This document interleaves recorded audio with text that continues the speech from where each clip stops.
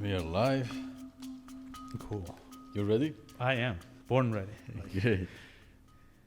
Welcome to the Freedom Podcast Tbilisi. I'm Sonny Brahmi, CEO of Sakartvelo Insight, and this podcast is part of our objective to bring awareness and showcase the full spectrum of Georgia worldwide.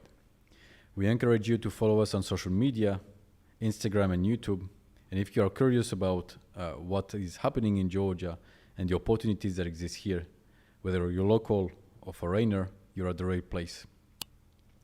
Today, we are thrilled to have Giorgi as our guest. Nice. Giorgi is the co-founder of the startup Kernel, which provides a simple invoicing software solution that quickly spread from local to international markets. He has over 15 years of experience in the tech industry. Giorgi has worked as a software developer for 9 years. Correct. Leading teams of 5 to 40 people to plan, build, and launch successful products. His expertise in greenfield products development has generated millions of dollars in revenue for both startups and large corporations in Georgia. Giorgi is also an agile processes expert. It's going to be very interesting to talk about this. Definitely. He has having adopted his approach to the post-COVID era. We're excited to learn more from Giorgi about his experience in the tech industry and his journey as a successful entrepreneur. Welcome, Giorgi. Thank you very much for having me. Great, Giorgi. So look, Giorgi, for the people who do not know who you are and who are curious about who you are, can you give us a little brief about how did you start it? What is your childhood looking like? Just briefly, just to have a good background for the podcast. Yeah, so I'm trying to figure out who I am. Every day I'm asking that question, like who I am, what am I doing? And I yet have to come to a conclusive answer, but to give you a bit of a childhood perspective, especially with the time that we have now in Georgia. So I am a child of 2 civil wars. So I was born in 80. And when I was a small kid... 80? Yeah, so I'm a Oh, wow, you look so much younger. Yeah, so 80 plus 4 kids and a wife. So wow, that's the startup that gets you... Exactly. Like wow, okay. So we had a very tough childhood, as many in our local community. And from early childhood, my dad was into tech generally, and he pushed me into the tech direction. Even though my mom and dad are doctors, my father told me, like, I'm going to support you in whatever you want to do, but please do not become a doctor. And I was like, okay, that seems easy enough. I don't like blood and like...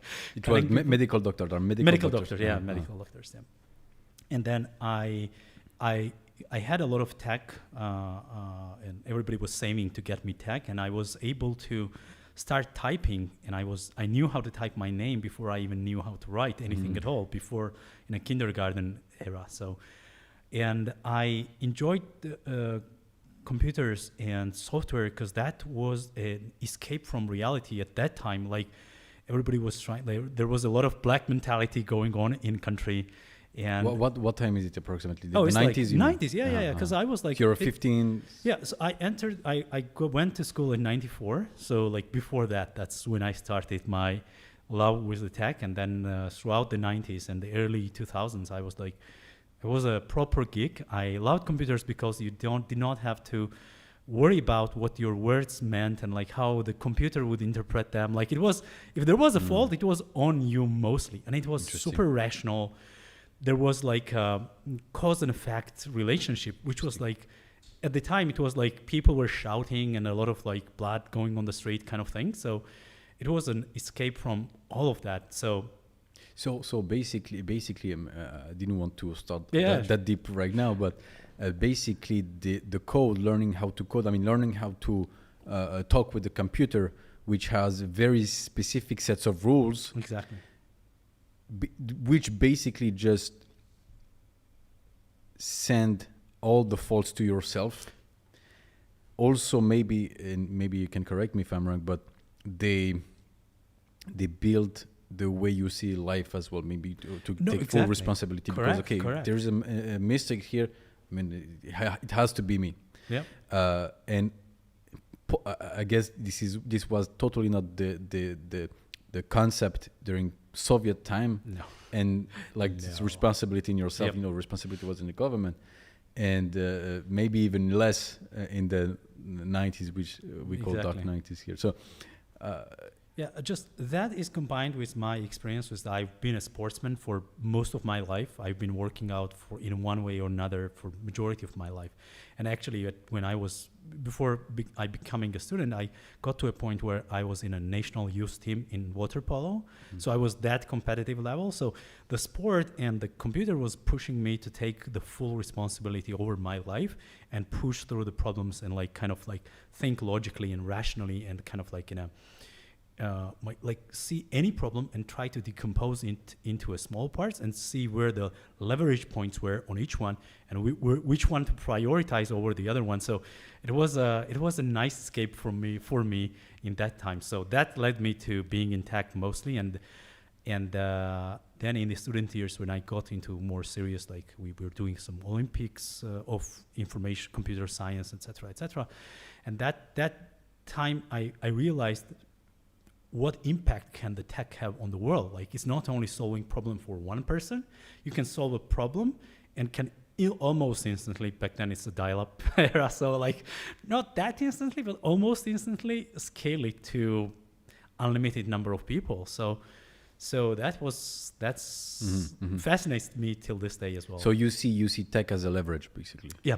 to solve just basic human problems. Well, I also see tech as a moral responsibility for humankind, because that's what put us out of caves. That's what makes quality of life so much better. And that's what enables us to be humans and not to try to survive only. So it elevates us from Maslow's first layer of pyramid, not only just trying to survive in hunting bears or whatever, but now you get to think about the interesting part. Like, again, it allows you, it does not mean that everybody wants to think, because thinking is way harder than just surviving, but at least it is an enabler of sort for deeper thinking, and it's an equalizer of sorts. It enables everyone, basically. It takes us, it does not solve the corruption and all those kind of things, but for me it's also a moral responsibility for humankind to push the innovation and this tech drive generally. So that's my perception on it. Mm-hmm.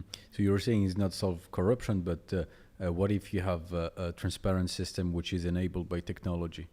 Yeah. So in that case, technology will also be a leverage to solve this exactly. type of human nature problems. You're 100% right, but it also enables in a way to corrupt it becomes so much easier to control a lot of people, like push through the algorithm, like what content you're fed, etc. Like, so there is a concept like of living above API and below API. So this is an interesting concept that I came around, and it means like and not to diminish anyone or anything, but like does software dictate what your life looks like, or you dictate what software looks like? Yeah. Like Glovo, take as an example. So it pushes you where to go, what to take, and who to bring it to, right? If you're working in Glovo, or if you're working in Bolt or Uber or whatever. So as we go along life, a lot of API will be dictating our lives and how do we survive. And then there will be select few who will be about us and will kind create those API and then push it to the rest of the world. Exactly. And do you see a way out of this conundrum? I don't have a perfect answer, but I think critical thinking and just meditating and just going inside, having internal journey, is something that is very vital, and independent thinking is something that's going to be crucial as we go along this tech journey. But I think it's going to be harder and harder for people because yes, how do you have independent thinking when all the signals that you have, all the information that you have could be just one direction? That is correct. But maybe this is where we can also go deeper into ourselves and see, because I believe that you can find most answers internally, right? Inductively. So correct. You don't need so this is where I think the human, as it's created, will still be able to push back against this type of reality, which to me is very it's scary because it looks inevitable. Yeah. But I still believe that you can get solutions in an inductive way. Yeah, from within. that is the best way.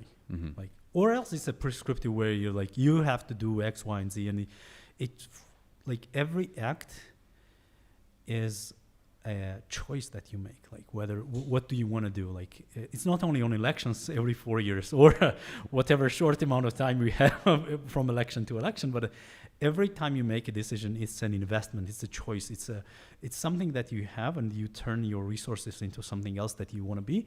And either you blindly follow something that somebody else put out there, or you try to take it from within and come to the conclusions inductively. So, but again, this I think is harder path. So you're talking about investment, basically that there is an opportunity cost of doing something because of limited resources, right? Yeah. Well, I mean, to best of my understanding, we only have one life, at least what we remember of, right? So the time is limited, and especially not only lifespan but health span is limited, right? So like when you get to like 90 years old, like especially when my grandma is like 88, right? So she has time, but like not a lot of energy to do a lot of things. So, But what about I thought about those things quite a bit, and I think consciousness changes this rational, meaning that meaning that you're limited by something, by the numerator. I don't know the name in English. below the ratio, what is it called in English? Yeah, the numerator. And consciousness, I guess, changes this because it allows you to not being limited by your material reality. And I think that anyway, I won't be able to formulate it properly, but okay. What a nice segue. What a nice intro about startups, and like this got very philosophical very fast. Yeah, very fast. No, but because I was interested in how tech build your personality and your personal philosophy, because I understand you're a sportsman. Yeah. You look very physically fit. I only look. No, that's a deception.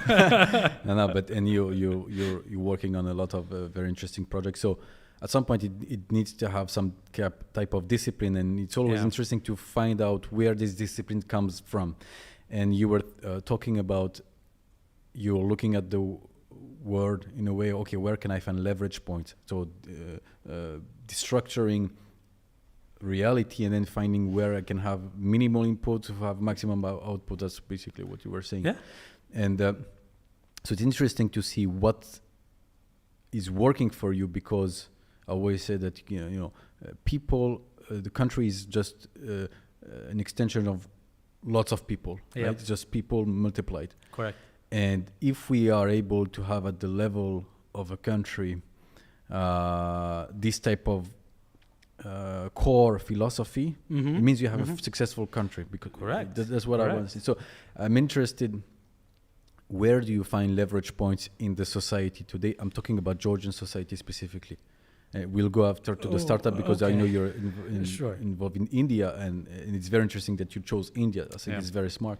Yeah, small country. Yeah, exactly. Talking about the leverage points. Exactly. Only small countries I'm interested in. Yeah, so I don't have a lot of answer there, but I believe that generally everything by default, like people are lazy and everything, like systems generally, what I've been observing, like to go to the path of least resistance. So this is actually something that I've been thinking for quite some time, and like I have my own way of protesting against Russia. So after 2008, I've not consciously, at least maybe I made a mistake, but I've never bought anything made in Russia. I look at the barcodes and like I deselect the stuff. So I've been thinking a lot, like since 2008 actively, after so many things, like why is still Russia a thing for Georgia, and like what's the system thinking, and like how can we decompose that, and why are we where we are?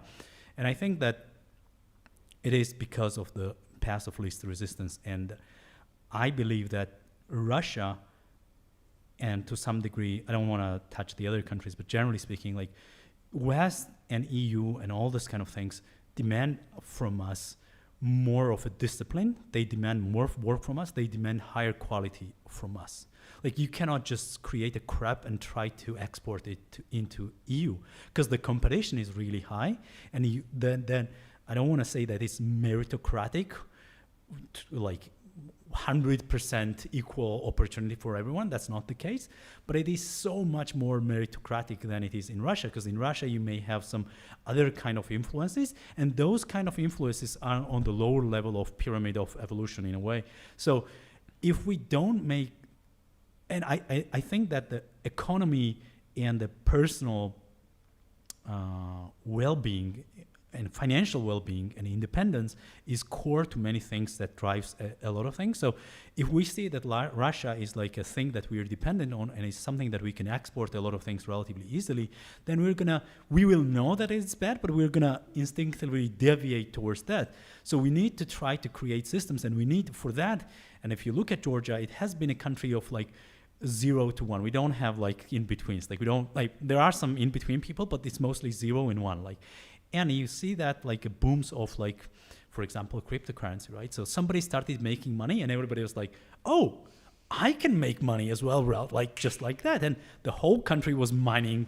Like we were the third biggest crypto mining country in the whole world, right? So outside of US, China, and Georgia.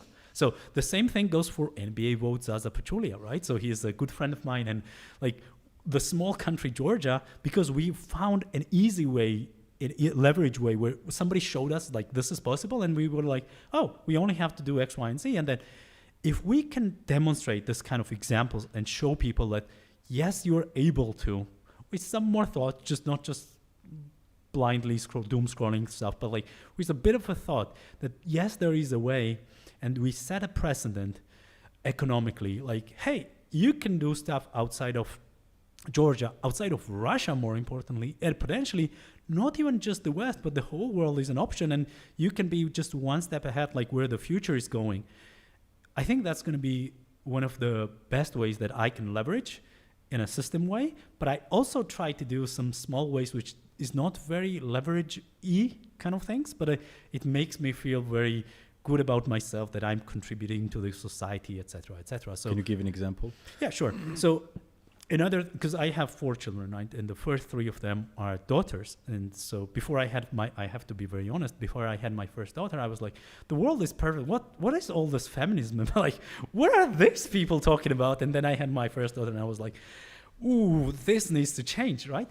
And then I was thinking about that. What can I change? How can I make lives better for the women in Georgia or in general? And I got to a point where I believe that the easiest, biggest leverage point for that is to give them financial independence, because a lot of women think that they don't have alternative. There is no way to go. Nobody's going to accept them. There is going to be a lot of stigma and shame and all of those kind of things. And they have to tolerate whatever piece of shit they live with. So I've been involved in the USAID project called Yes Georgia. And we've been educating, it was for youth generally, and then it converted only to women empowerment. And I think I've taught over 2,000 women at this point in my life entrepreneurship, which I think is an alternative way, escape from metrics, not only like big corporations or something, but like you can also export and like you can have relatively little dependence on where you are, and you can have whatever life you want to. So that is one. Another one is like... So basically, here you're talking more about resilience more than leverage here. Yeah. Resilience. Because like if they are resilient, I think that's a leverage point for me. Yes. I got it. So not for them, but for me, this is easier thing for me to do, to teach them how to fish. And then they can, decide whatever they want to and open up. At least I'm trying to break the eggshell, and some of them go back to restoring the eggshell and living nicely in whatever. But that's their choice. At least I want to give them the optionality. Great. Because I did not have it when I was very small and young. I only had one option basically, and I was trying to brute force my way into whoever I am. So I want to give this back. And okay, you were saying as well before. And this is something we're working on also very, that's actually the main motto of the Sakartvelo Insight, is to raise the self-esteem. Yeah. You were talking about setting a precedent. Yep. We have different way of explaining here. We say, okay, we have more than Khachapur and Chuchkhala here, and I think it's very, very important to just change the self-esteem. And self-esteem is very different than pride. It's two different 100%. Pride is like, I think I can do everything. Yeah. And self-esteem is this, I know I can do something. Yeah. And I guess my analysis of this issue here was that the way boys are raised as king, basically, I think leads to this type of fake pride and less self-esteem. And what we're trying to do here is to raise self-esteem, to show, whoa, there is this guy who is doing this type of things. Oh my God, I can do it too. This guy is coming from this district or Africa or whatever it is, and he's doing that. Oh my God, I can do it too. Why couldn't I? We had, for instance, Giorgi, the owner of Gastronom. Mm-hmm. He's coming from Gori or Korea. Very modest background, and now managed to have 7 or 8 branches of his own thing. So this is what we want to show. And if we show this, I think to me this is the highest point of leverage you can have. If you change the way people see themselves, exactly, then you don't have any other works to do, basically. Yep. Right. And I often say, because I prefer small governments in general. I think this is the optimal way for a country to be small government. And I believe that the only, and actually it would be interesting to have your opinion on this, the only thing that governments should do is to make their constituent believe that anything's possible. And then they've done their job. Interesting. I've not really thought about that, but that I think is one of the critical things that the government should do. Like, hey, because you individually may not have a lot of opportunity, but I am, as a government, a representative of you. I can open up some doors for you and for others and show you what's possible, and then you can decide whatever you want to do. So I think that's a great way of putting that. Because I'm always scared of, when you give too much, then you get the laziness. You get the thing, somebody's going to come up and help. So that's why I'm always scared about government, because I think it removes the individual of its power when you tell them, here is something for you. You don't have to do anything for it. And I think it to me it's evil, because it's a persevere motives and motivation system. But I think there could be a hybrid way. I love this book, like How Asia Works. I always forget who the authors are, because they're not very Georgian names. But he has a very good point, and how I think this is something that everybody should read. But I have this opinion on many things, so take this with a grain of salt. But the way how the export, also the South Korea and Japan was one of the examples that they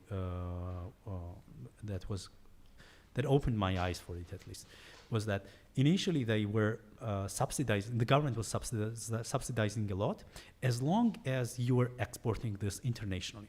Because it means that you were doing some international, so you were like the bleeding edge of the world, so to say. And then if you fell off the international markets, they would cut their subsidy right away. So they would just bleed you dry. And obviously after some time, 5 years, I don't exactly remember the time, but after some time they would continually degrade your subsidy, and then you would have to survive. But just jump starting an international competition in highest level, I think that could be also the way. Yes, but that's allocating capital towards productive fields. So that is correct. And for this I'm okay. There will be some waste, because that's government, and it by will definition. Be, right. But still, it's towards a very good goal. Anyway, so let's close the brackets for this. It was interesting. Sorry, I took this too much. No, it's very interesting. We're gonna have lots of shorts for our Instagram. Sure.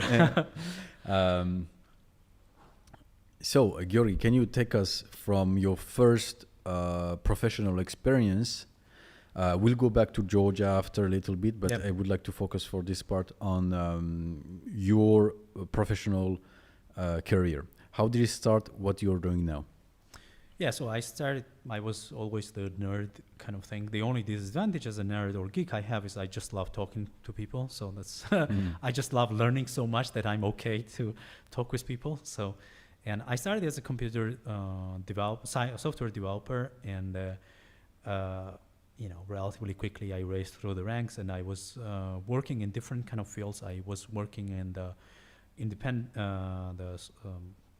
outsourcing kind of company for software developers initially, and I got to learn about project management and the quality assurance and all those kind of things. And then I got to work in the banking industry. So that's banking and fintech is where I've dedicated. In Georgia, always? Georgia. You always worked in Georgia. Have you been training outside of Georgia? Not in a standard way. So I don't have a degree from outside of universities. I had a bit too much pride when I was young, so I thought that everything was possible in Georgia and with the right internet connection. Mm-hmm. And let's see if I will turn out to be correct or not. But I did a lot of courses. I had a lot of connections, and I had some interesting mentors outside of Georgia. But like a formal university education was only in Georgia. Great. Which university can I ask? At Tbilisi State University. Okay. So. Okay, great. No, because I'm saying this because you have superb English. And That's another. Yeah, so that's. So I've been learning English for a very long time. I started learning English when I was like 6 formally, and then I had my CAE advanced certificate when I was like 16 or so. I don't exactly remember. Time flies. But then I knew my English was terrible, and then I was 5 years ago, I started working with Colin from Startup Grind, and we worked together. And because I had to interact with him a lot, my English developed in the way that it is now. So that's great. Thanks, Colin, to having my English be in an American way. So great. So your banking industry. So I assume one of the two biggest. Yeah, bank? TBC was okay. I worked 3 times. I went there, left, came back, left, and came back. So and left again. Yeah, and left again. Yeah. And never came back. So far, no. Let's hope no. But I'm actually happy to go back to them and contribute in devices and stuff that I've learned. So we'll see. Mm-hmm, mm-hmm. So you were doing software engineering and project management. Yeah, so software engineering, a bit of a business analytics or system analytics, a bit of a project management, so everything. But mainly I was like a full stack, and especially like backend, like hard logics kind of, because I love this. Like the harder the problem, the better. I did my stuff, the more excited I was. So that was my core thing. I also worked in the USAID project, which was regarding HSSP, so that was called Health System Strengthening Project. Mm-hmm. Because my dad and mom were in doctors, so I wanted to contribute to this thing. So I tried my hand, and whatever new system we had, I had to play a part in that. And I tried my own startups a couple of times, 2 times before this. And which were the field? Can you dive in a little bit into the first startups? So the first startup was like single page or parallax, as it was called back then, like one beautiful scrolling kind of single page website builders. And back then WordPress was relatively new, and that stuff was relatively new, and we were like, oh, that is one direction, but majority of people need only information, so you need just like single page, you need to look cool, etc. And we were onto something, but the mistake we made was that we tried to felt into a trap, like, oh, let's start in Georgia and then we can scale outside, and like, oh boy, being early is the same as being wrong. So I learned that one really harsh way. So that was one. Absolutely. But that's very hard to time something, especially if you're the visionary type. Yeah. Because the visionary, they will look at the future and say, okay, that's it, that's here, I can feel it. Yeah. But it takes a lot of time for the whole society to catch up this. Yeah, that's why I love doing startups, because it makes you stand next to the reality. Like, people don't care about like your blah blah. Like, yeah, maybe the investors do, and it's nice for the PR and like blah blah blah. But like, customers don't care. Like, are you solving the specific problem for them or not? At the right time. So this was the first startup. Second, how old are you at this time? Oh man, I think this was 2015. So. Yeah, I mean, So 32 or some 34, something like this. yeah, I'm 34 now, so like 27, something Mhm. like that, I Ah, guess.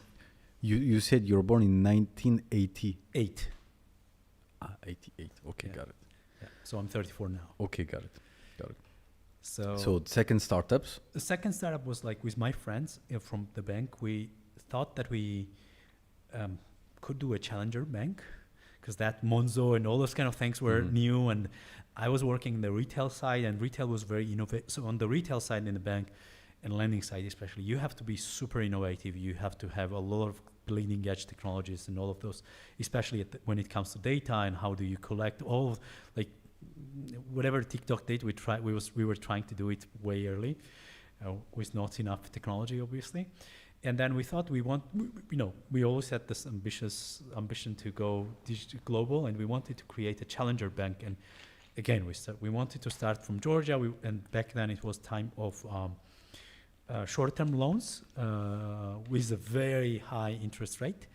And we thought that could be an easy way. We could generate a cash cow relatively easily, and it was super easy to explain to everyone like what we wanted to do as a cash cow thing. Like Challenger Bank did not really was falling on the deaf ears. People did not really understand they were so confused. And then we were like, okay, so the first step we want to do is we want to create a cash cow, and then when we have a cash cow, we can go on and try to create a challenger bank, and then we will have a lot of freedom, we'll have a lot of money. And we started, and we raised some meaningful amount of money in Georgia back then. So it was, I think 2000. Oh, so the first one was definitely not 2015. So we ended this one 2017. So I guess 2015, 16 was the second one, something like that. And we were able to raise millions of dollars on just an Excel. So that was crazy experience in Georgia back then when people were had a hard time raising like just 10. And you raised it internally? Internally, yeah. We had Whoa. outside perspectives as well, but then we were like, so we can work with these guys relatively comfortably, and we see with them a bigger potential because they had the microfinance organization, and they still have, and we thought that they would understand easily and it would have been easier, etc., etc. And we started really well. Our go-to-market strategy, especially us coming from bank, our cadence was super slow in the bank, and then we were free. We could do whatever we wanted to, and we went live in just 3 months. Again, we did not develop the software. We had expertise in something else, so we bought a software for specifically this, and we had a lot of visions, and just a couple of months in, raking in a couple of millions of lari of portfolio, there is a national bank announcing regulation. Wow. That was like, Wow. a punch to the gut right away. And we still fought. We were trying to figure out a way, and then What was the regulation about So that would prevent you to operate?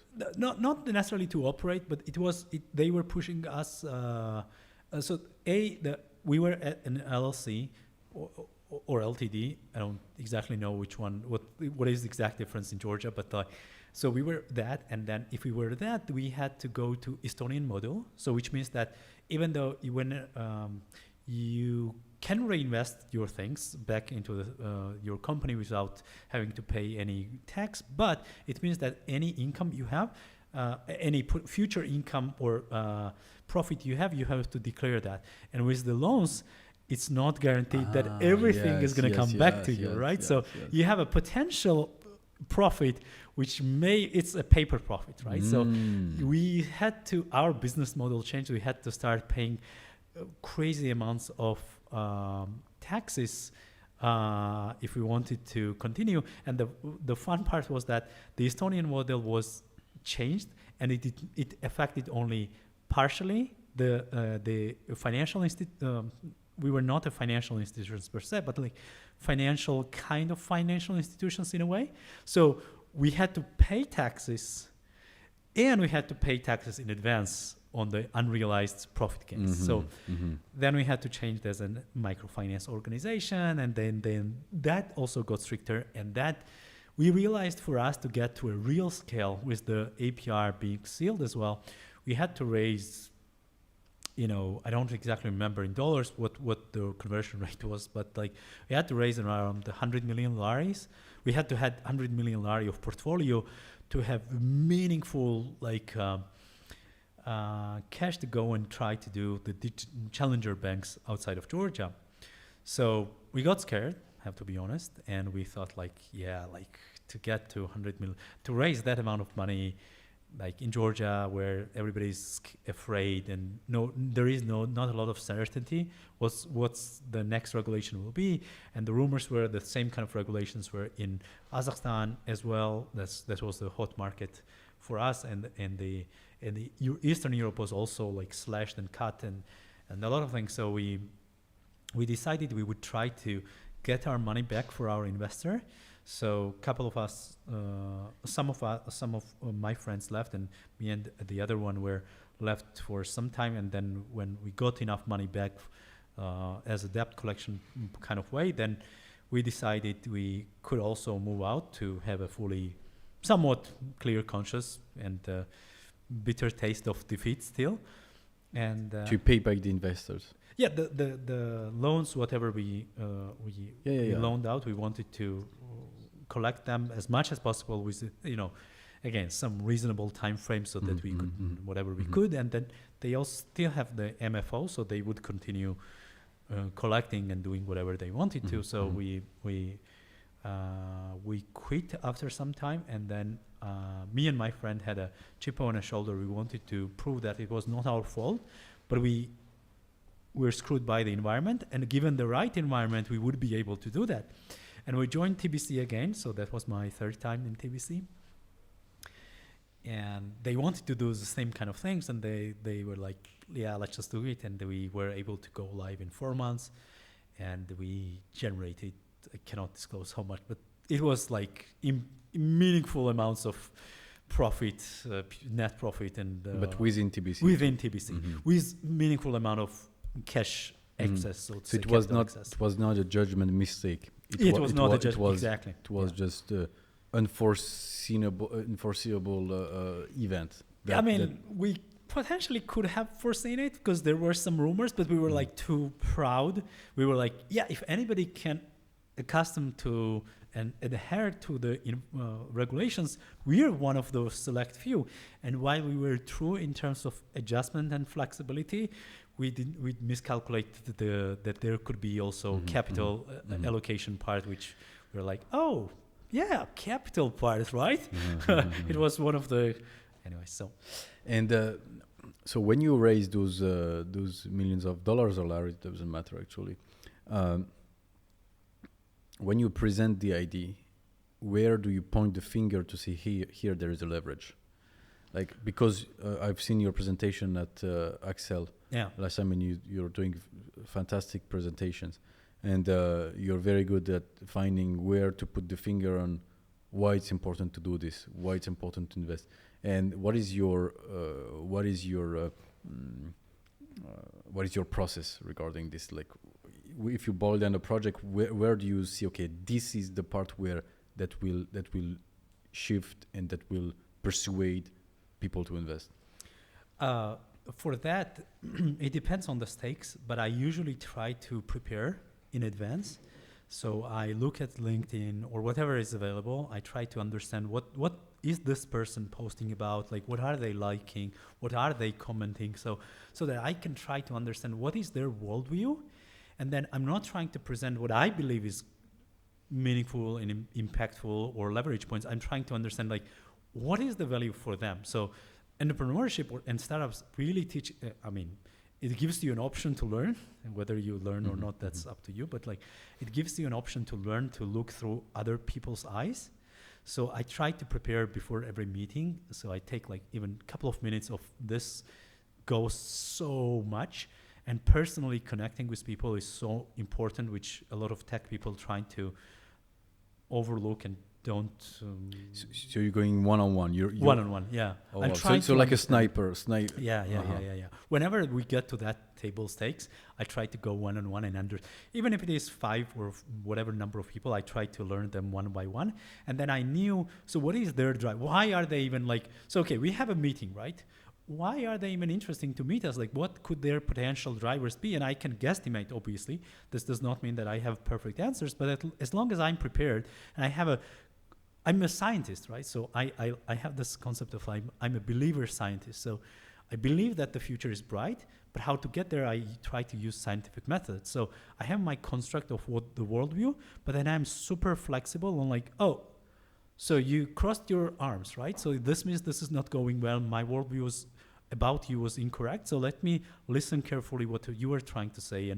And to be honest, we caught him on FOMO. So that's one of the biggest reasons why investors generally invest. So he was late to the bandwagon. They wanted to do it. They did not have capacity to do it. So while they did not care about the challenger banks, we did not even present. We just briefly mentioned that idea. He was like, oh yes, I want to generate cash. That I feel we were not able to do it. The things that you were saying, because they went through these iterations and they failed, right? So I knew where they might have failed, and we said those kind of, we struck the pain points, and they were like, oh wow, and the Excel was like super complicated, and nobody would understand that outside of us.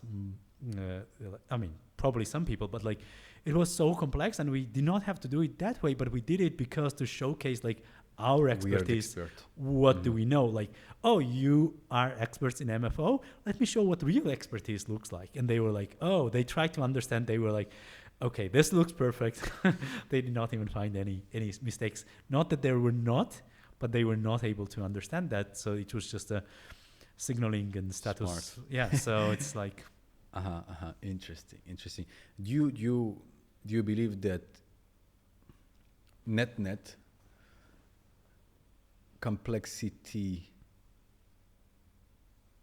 brings more status to your project, or simplicity does more traction for you? You understood the question? I understood the question. I think both, actually, and I'll give you my answer how. So you need to explain clearly, but you need to show them there is a depth to that. If you want to go beyond, this is what I've done. Like, if you have deep enough knowledge, or if you have curiosity, or if you want to challenge anything, this is the background process. This is the backend, which is ugly and messy and too complicated. Just not explaining that, but just like giving optionality of backend processes, and then front end should be super clear. Just like you have 30 seconds when you meet a person. You cannot explain anything meaningful in 30 seconds, right? So 30 seconds should be super simple, and then give the optionality, because to show that you're not a fraud if anybody wants to go beyond, which I always do. I whenever I get an Excel file, I'm like, okay, you think you know the Excel file? Let me dig into your Excel and see what I uncovered there. So Interesting. After this, so you decided to integrate this project into TBC, basically, to summarize it. And then? And after a year, to be honest, it got boring. Because I had this chip on my shoulder, and I had to prove to myself that, it was not my fault. It was it was still my fault in the end. I miscalculated. But given the better circumstances, given the easier mode, not like expert, but like medium level, I could do it, right? I did it, and then it was not fun anymore. I got involved in a lot of other things in TBC. So I was involved partially in GDPR project, which was like, because I'm a nerd, so I was reading about I'm trying to read about everything. I was like, oh, should we comply to CCLA, like California Consumer Act? And I were like, oh, please no CCA, like let's just stick to the GDPR. And I got into some other digitalization. I was trying to find a place there, and not to sound too arrogant, but I felt like I was cog in a machine, and I was like, I was not, even though the stuff that I was doing seemed exciting, this feeling was like trying to, I felt like I was out of breath. I was like suffocating in a way. Not that they were doing anything wrong. It's just like my personal kind of pride, right? And I got involved in some other projects, so like Yes Georgia, one of them, Startup Grind, which is something that I'm very proud of, and the things that we did in Georgia, and we tried to put Georgia on a startup map at least. And I got to do some other projects here and there. I was trying to entertain myself, and I was mentoring a lot of other people. I was coaching a lot of other people for fun, just to feel more. It was like a drinking for me. So instead of like, I don't drink alcohol, not anymore. Why? Oh man, that's a hard question. So important questions. Yeah, the hard ones are the important fun ones. answer is that when the age that I stopped drinking. So I was 12 years old when I stopped drinking.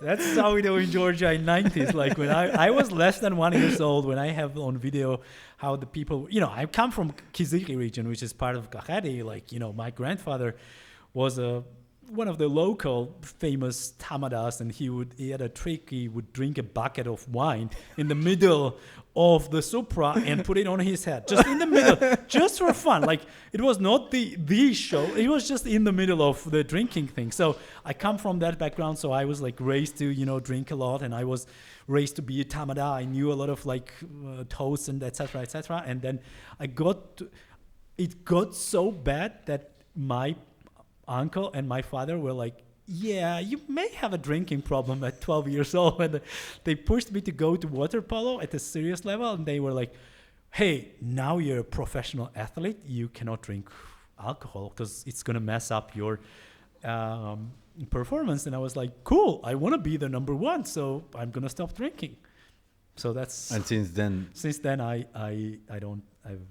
I've not even drunk in my wedding. I made a promise to the... Like even little taste? No. I do smell the wine, but that's about it. So, I mean, I don't include don't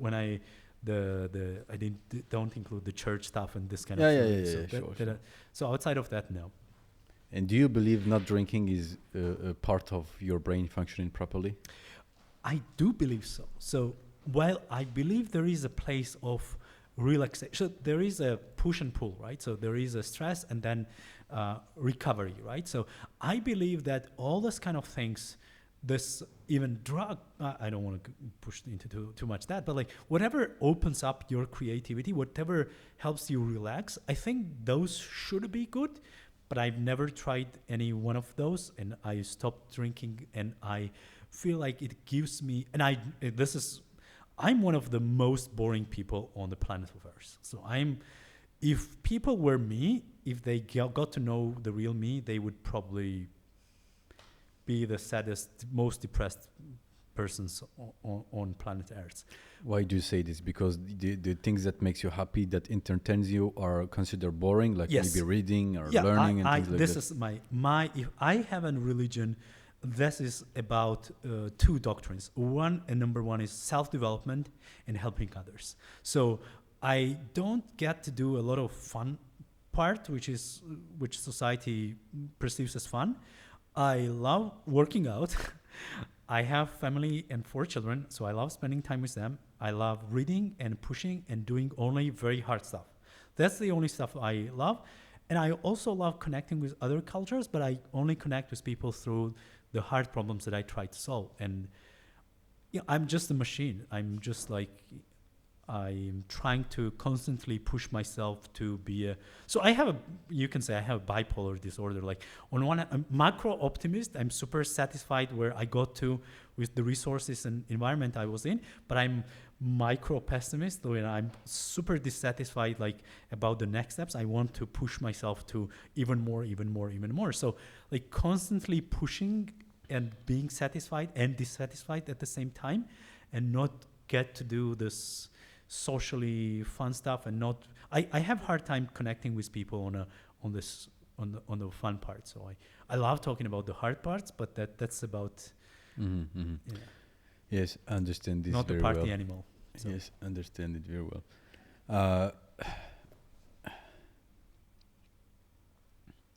So you felt a little bit trapped in the corporate job because you felt. Is it? It's a very personal question, but is it because you felt that you don't have to answer this? Now I have to answer. No, you don't. You don't have. Really, you don't have to. You don't have to. But is it because you felt that little complex of superiority? Yes, obviously, because that's mostly ego, right? So I believed I could do better, but I thought that the environment was not challenging enough, and it was not allowing me to get to the scale that I was able to. So I told them straight away, I don't feel like I think you're utilizing my potential like at 20% at best, like 10 to 20%. If you can utilize my potential, I'm not asking for any. I've declined actually many promotions because I don't care about that. I don't care what the people will call me. I care about can I be pushed to my almost maximum. So that's your prism.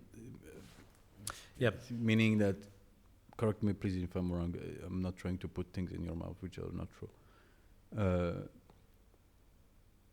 You live your life to maximize your potential. You see yourself as a you're talking about machine, you see yourself as a system, as an equation. Yes. You're trying to figure out which variable I can adjust to. Yeah, I'm just like an investor, but in myself. But that's one, and the other one is like, how do I use this to help other people? Like, how can I make other people's life better? Because like, so why do you want to do this? To make life. Do you believe in God? I do. I do.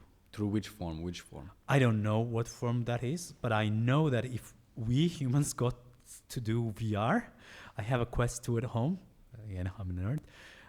Like, it blew my mind. When I put that on, I was like, whoa, holy shit. Like, I'm in a different environment. So if we got to do that, I think this is not super real.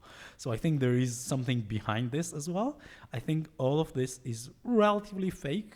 Again, this is my understanding and my belief. I don't know whether it is true or not. But what I know for sure is that belief system is helping me in my productivity and efficiency so much more than anything else. So believing in higher powers helps me. And I got interested in that when I turned this 12 years old. So that was my midlife crisis in a way. And I started learning all the world's major religions and all the major sects as well. So not only religions, but like major, not minor ones, obviously. So as I was a very rational and logical person, I thought that was like, I don't want to offend anyone's feeling, but I felt like all of the religions had some kind of rational flaws. And then I was like, oh, I think I was like 15 or 16 or something like that when I realized like, oh, I'm making a mistake. I'm taking stuff literally where it's directionally true. It's not literally. It does not have to be literally true. It is directionally true. And then, like the meditation and all this kind of things came about. Like if you are not stressed, if you feel everything as a blessing, like I feel distressed when I don't have stress.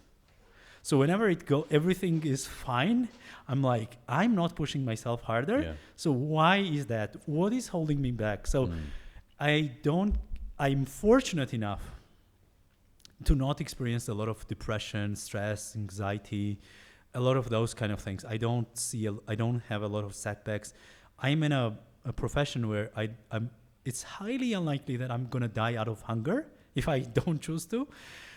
So this mindset and this belief in the higher powers helps me a lot to live a life. I have a superpower, right? So whenever something goes wrong, I'm like, oh, this is meant to be. So I don't worry about the stuff that I cannot influence, and I don't worry about the stuff that I can influence, right? So I'm just trying to be a machine. Like, what is the best thing? Like, what is the system that I'm in?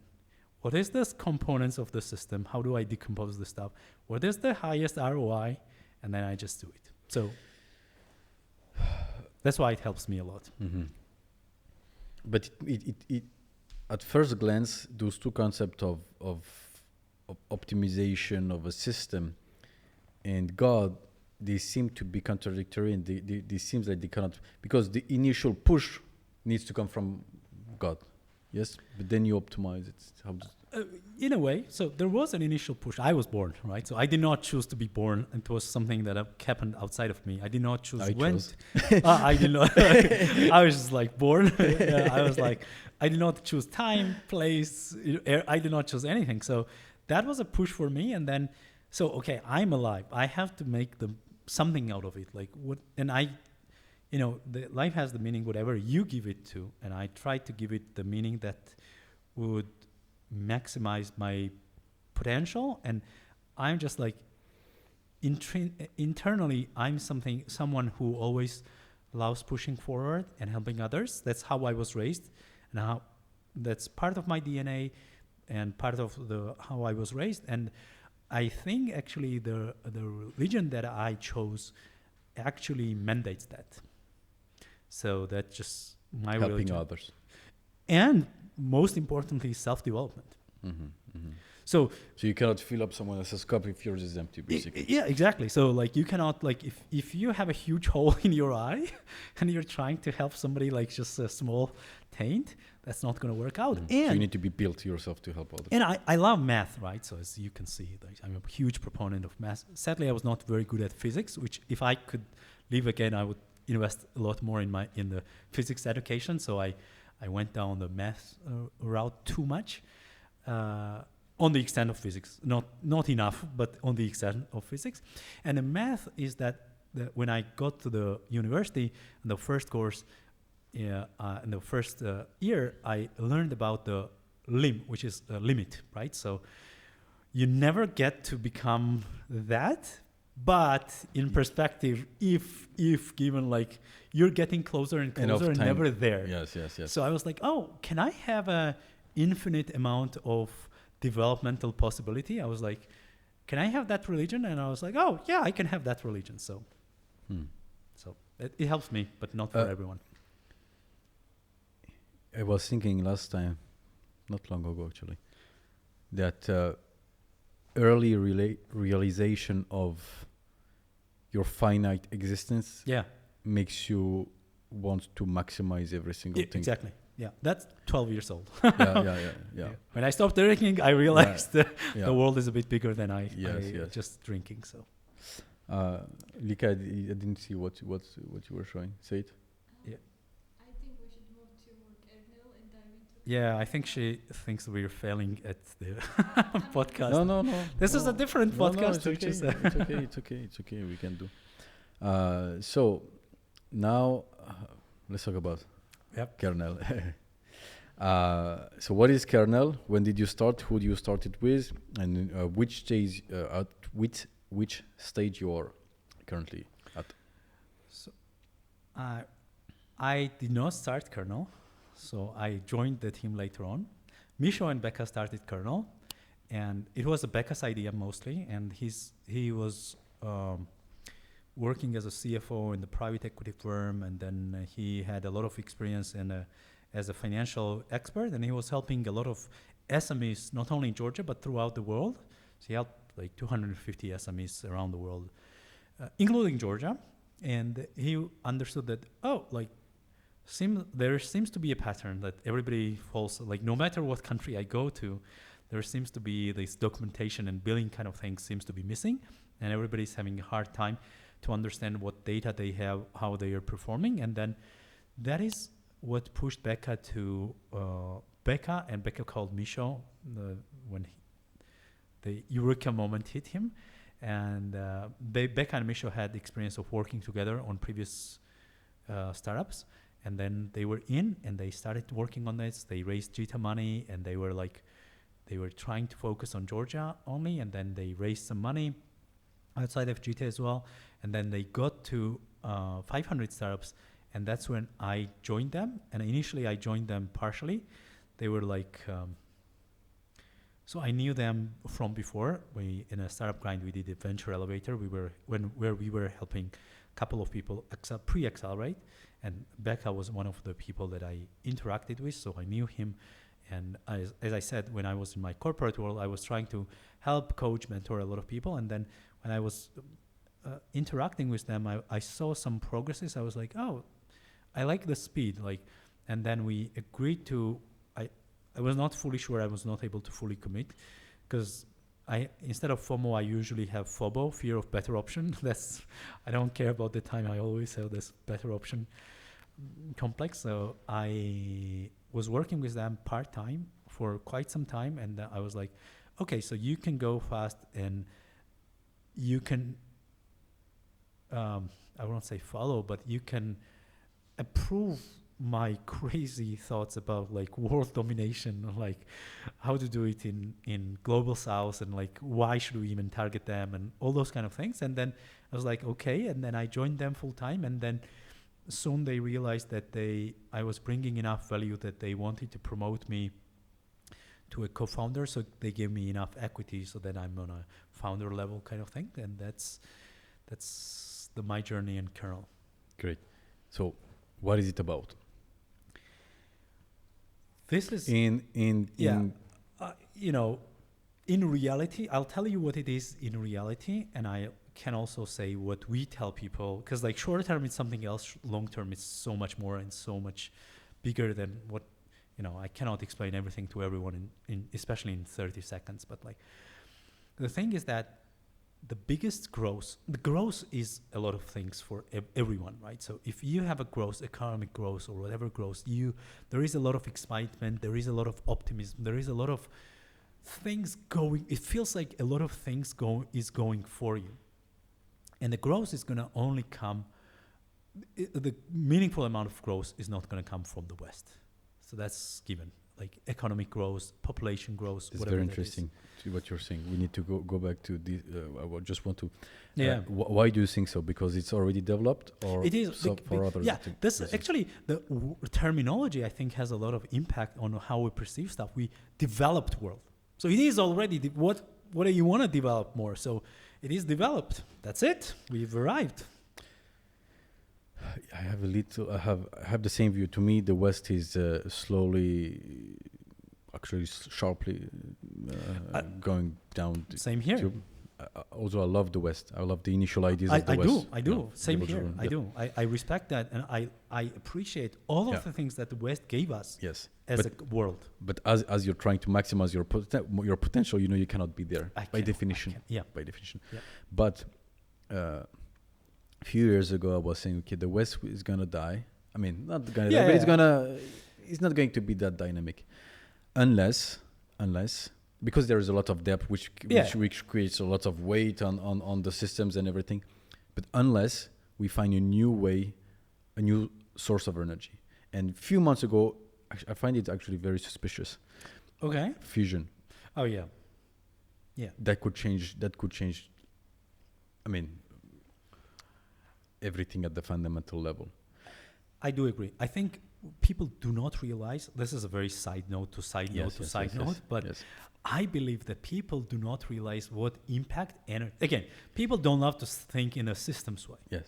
But actually energy source and availability of energy at a cheap and scalable way is something that has way bigger impact that a lot of people understand. Absolutely, even like absolutely. It's just hard to fathom even. But when you think about this, when you think about the energy, and that's why but I think we're thinking the same type of way.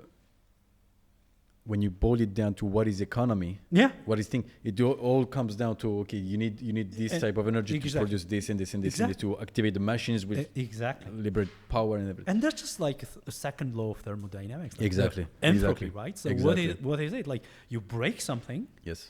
In the form that is, you change, you transport, and you change it to something else. So.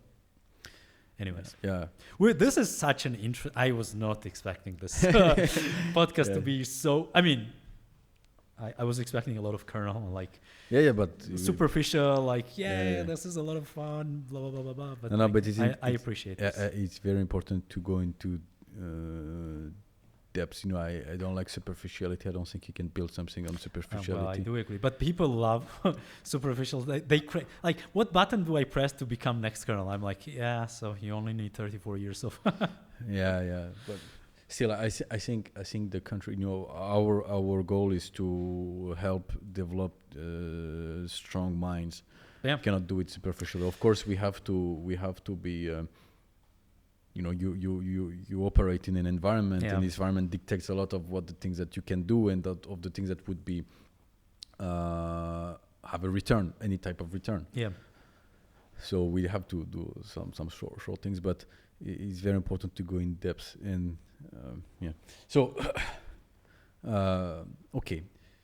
So But getting back to your point about the West, I Yeah. believe that a lot of Western people, because they don't have a lot of Sorry. first level of Sorry.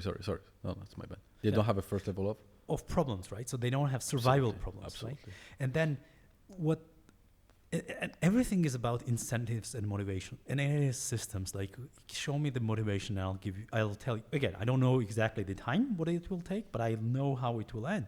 So the media has incentive to push through. They need to, have a terrible worldview.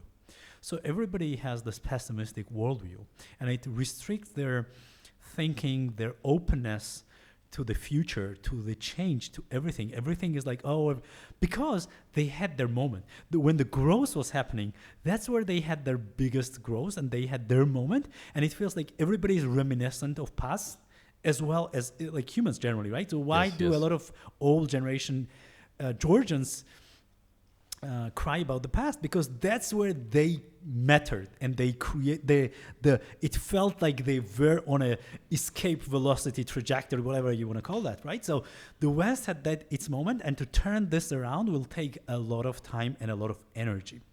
While on the other hand, you have internet, which I don't love this word too much, but I democratizes information and data, and you have people who have very optimistic outlook toward, like, they feel that's the future is theirs, right? In a way, because they are on the well, even if West looks at it, they are just on the base of the mountain, not the peak of the mountain. This is just the beginning. The technology accelerates at an exponential rate. But again, I understand where the West is coming from, and you have the global South, which is like, again, coming back to the examples and precedents, like, I know what West looks like. I want that. Yeah. And I can get there. And while getting there, I can use their things, and I can create something. Again, I'm not sure if the South thinks that way, but they can skip the step. Skip a step. I use this word. Or actually. two.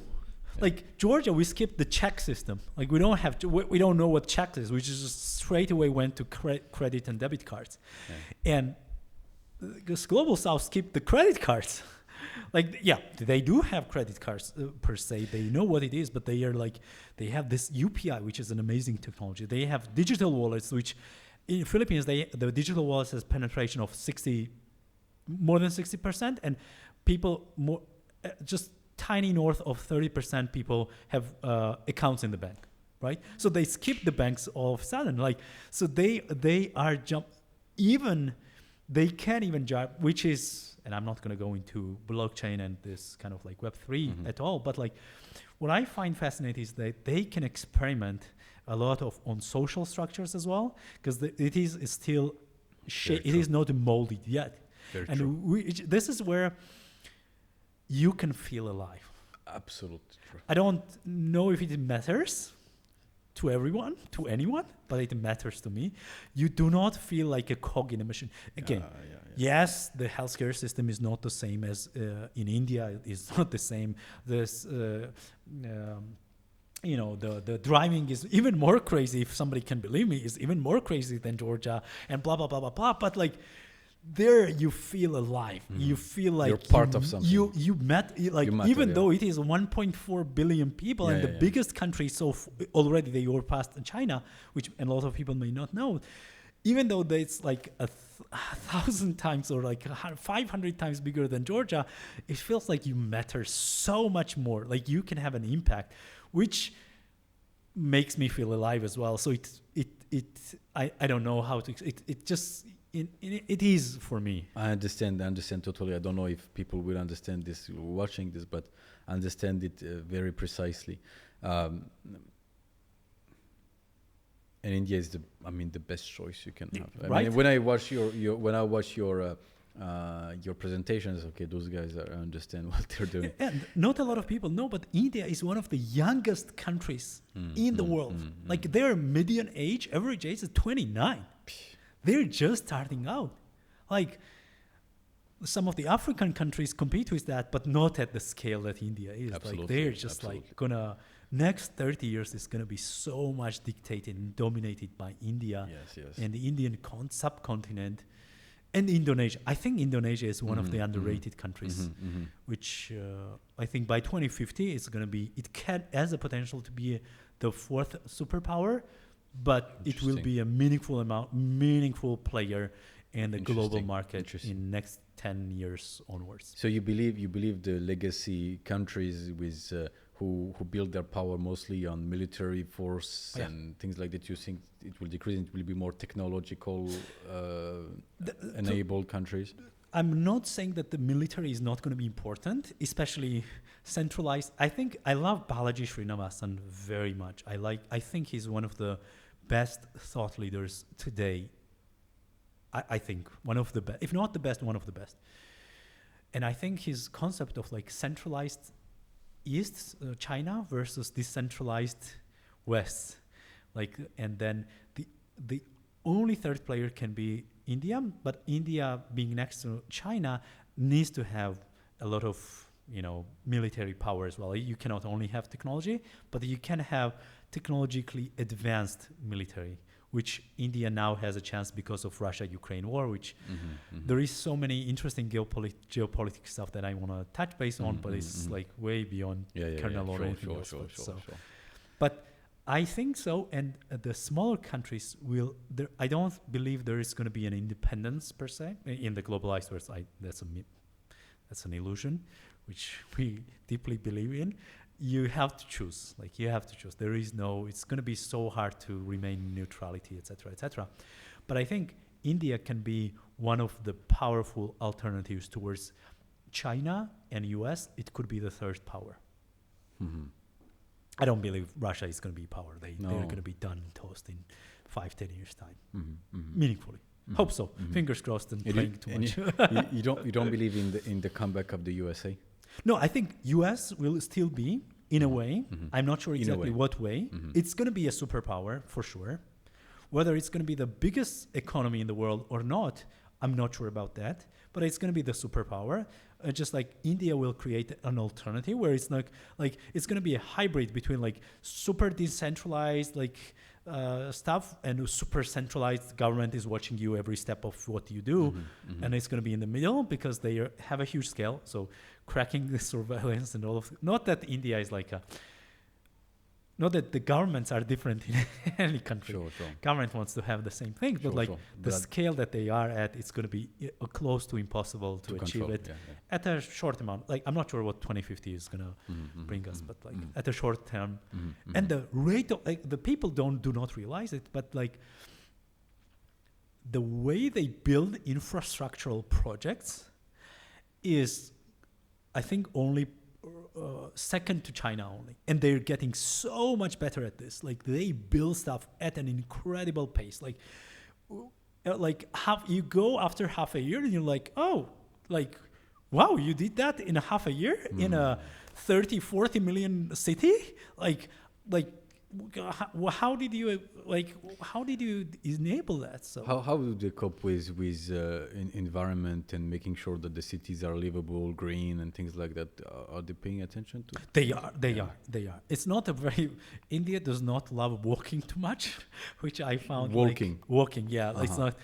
Like I walked like 2 kilometers first day, and my employee was like, "Hey boss, like, where are you?" I'm like, I'm just taking a walk. Like, where do I need you to be? I'm like, no, I just want to walk around. I just want to map for myself. I don't want to look at only GPS. I want to map the city myself. And they were like, why? Yeah. Like, you. I'm like, well, I don't know. Like, can I walk? And then the sidewalks are almost non-existent. So again, at least in Mumbai, and but outside of this big metropolitan, Bangalore is a great place to be. Though it's a very green. Again, the locals are complaining like, oh, it's not like it's a concrete jungle. No, it's not. Like, it's a heaven compared to where we are now. At least Really? Bangalore, and its weather is always nice. Again, the monsoon. I have to. I have to experience the monsoon season before I can judge that. But outside of monsoon season, it is very green. The temperatures are not that high. It's like around 29, 30 degrees Celsius. So it's super livable, super breathable, super, again, me coming from Kakheti, I don't care about heat too much, but like, and it's super green and like people are different, more like, I felt like I wouldn't say ugly. I felt like odd person in Mumbai for sure because I was white. I did not see a lot. Again, in the touristic like Bombay parts, yes, but on the like Becca had this interesting experience. Like first time he was there, people's like one of those real cases like some woman stopped her, gave her her child, and took a picture. He felt like an animal in the zoo, which I enjoy. Yeah. I do enjoy, because the funny thing is that I was living close to zoo when in my childhood, like first 20 years I was living close to zoo. So when people asked me where you were living, I told them In like the zoo. between the monkey cage and the bear cage. So that's the tiger cage is available for now. So I'm living there. So I like being that. I wore me and Becca got invited to wedding in India, which was a small wedding, and this guy apologized to us a couple of times, like, I'm sorry, this is like very small one, and I'm not doing you a service, and but my father passed away half a year ago, so I cannot celebrate too much, and the wedding was like for 1,500 people. I was like, oh, okay, this is a small wedding, like, I'm like, what is called a big wedding? And he was like, oh, 4,000-5,000 people. Wow. I'm like, okay, Crazy. like that's a Georgia, like Crazy. And then me and Becca wore kurta pajamas, so that's a national dress. And then,